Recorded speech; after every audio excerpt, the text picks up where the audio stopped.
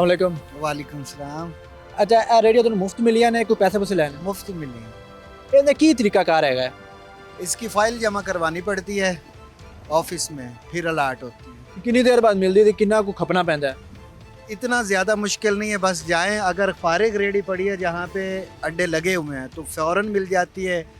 अगर खाली जब होगी तो तब भी फ़ौरन मिल जाएगी। ਜਿਨ੍ਹਾਂ ਨੂੰ ਨਹੀਂ ਮਿਲੀ ਉਹ ਕਿੱਥੇ ਲਾ ਰਹੇ ਨੇ ਰੇੜੀਆਂ?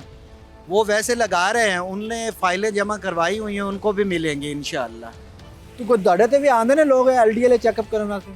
हाँ, रेट लिस्ट वगैरह चेक करने के लिए आते हैं। ਤੂੰ ਤੰਗ ਤੇ ਨਹੀਂ ਕਰਦੇ ਪੀਰਾ ਵਾਲੇ?